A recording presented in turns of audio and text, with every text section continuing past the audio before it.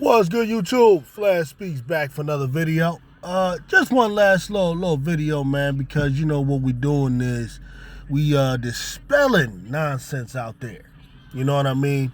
And of course, this is regarding the Rookie of the Year to be Paige Bueckers. And in response to a number of the late hate that she's been receiving as a result of Caitlin Clark fans who can't accept that there are other players in the league that are at best equally as good and in reality possibly better. And one of them is being Paige Bueckers. The narrative now is that the league is allowing her to score points, 44. They're not guarding her the way Caitlin Clark is quote-unquote guarded and so on. So what we have here is a statement of Nneka Ogwumike, who not only is one of the greatest players in the history of the WNBA, will be a Hall of Famer, has won a championship, and is a perennial all-star, who really part of Seattle Storm did a great job of guarding her as well as the rest of the team. Paige Bueckers was held to 11 points last night, which doesn't happen often, but hey, they put the vice grips on her. They made sure, hey, look, if we're going to lose, someone else is going to have to beat us. And this is proof that Paige Bueckers is on a team that if she does not score, right, they have no chance, right? They're probably likely to lose anyway if she scores a lot. We're going to be straight about that. But in a game where she scores 11, she doesn't have a Kelsey Mitchell, a Leah Boston, and other players like that. And it's not just for Caitlin Clark situations. It's just there's a lot of players in the league, great players, who they can afford to score 11, 12 points and still the team still wins. We've seen this happen before, but with Paige Bueckers, she's not in that situation. All right, and here's we're gonna let Nneka Ogwumike talk about it. Paige, how are you going to keep her below her average? It means 5 people are guarding her. You know, she deserves that type of respect, so we have to make sure that everyone's paying attention at all times. I said you want to make someone else score besides Paige. How are you going to keep her below her average?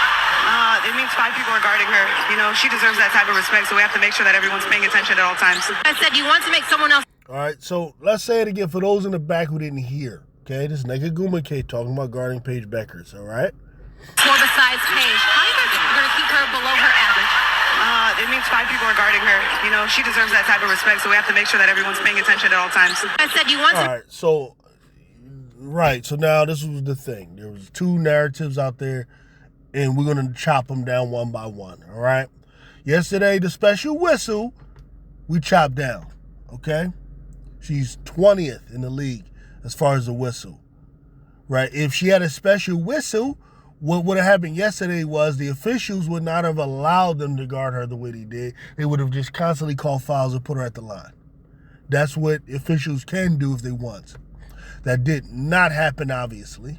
So we knocked down that narrative. And then now, this narrative that she's not guarded the way Caitlin Clark, quote-unquote, is guarded, has been knocked down.